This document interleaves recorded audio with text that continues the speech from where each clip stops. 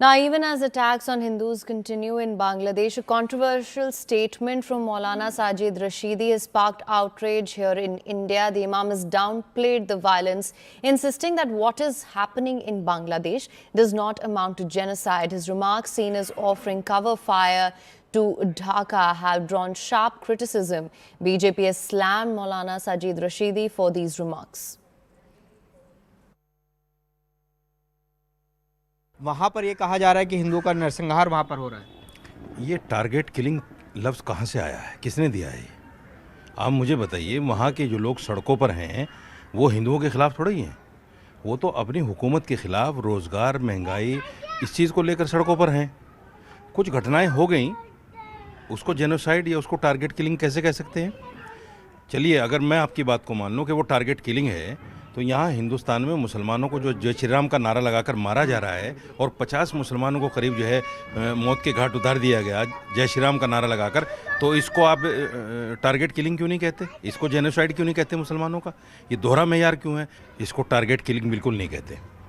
दीपू दास को जिस तरीके से मारा गया वो तरीका इस्लाम में है नहीं, मैं उसको साफ मना करता हूँ, ये गलत है। लेकिन उसको मारा इसलिए गया, उसने मोहम्मद साहब के बारे में गलत बातें कही सल्लल्लाहु अलैहि वसल्लम।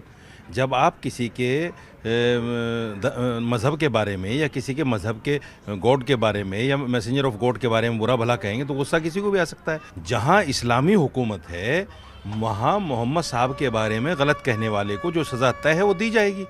लेकिन बांग्लादेश लोकतांत्रिक देश है, हिंदुस्तान लोकतांत्रिक देश है, ऐसे देशों में किसी को मारना ठीक नहीं है। इस्लाम भी कहता है इस बात को, मैं मना कर रहा हूँ। लेकिन उसको टारगेट किलिंग कहना, उसको ये कहना कि हिंदुओं के खिलाफ एक साजिश हो रही है और जेनोसाइड हो रहा है, ये बिल्कुल गलत। पहले हमने देखा कि दिग्विजय सिंह और राशिद अल्वी कांग्रेस के नेता कैसे इस्लामिक जिहाद की वाइट वॉशिंग और लीपापोती कर रहे थे। कह रहे थे कि दीपू दास का मारा जाना रिएक्शन था, भारत में अल्पसंख्यकों को मारा जाता है इसलिए उसको मारा गया, और उसे जायज़ ठहराकर उसे लेजिटिमाइज कर रहे थे। और अब यही काम साजिद रशीदी नाम के एक भड़काऊ भाईजान ने भी की है। इससे पहले भी उन्होंने कई भड़काऊ बयान दिए हैं, पर अब वो कहते 10-12 हिंदू मारे गए तो कौन सी बड़ी बात है? ये कौन सी टारगेटिंग किलिंग है? ये दिखाता है कि कैसे हिंदुओं को दो गाली, हिंदुओं की आस्था से लेकर हिंदुओं के ऊपर करो चोट, और मिलना है वोट बैंक का वोट इसलिए करो इस्लामिक जिहादियों को सपोर्ट। ये इनकी मानसिकता और मंशा है। ये जिहाद बचाओ, जिहादी बचाओ गैंग है। All right, for more on this, we have Pallavi Ghosh live with us. Pallavi, thank you so much for joining me on the broadcast. Good morning. Of course, we've heard the statement there by Imam Sajid Rashidi there, or Maulana Sajid Rashidi there. Also, do you think such a sort of statements, especially in light of what we're seeing happening in Bangladesh, just goes to normalize and legitimize the kind of violence that we're seeing?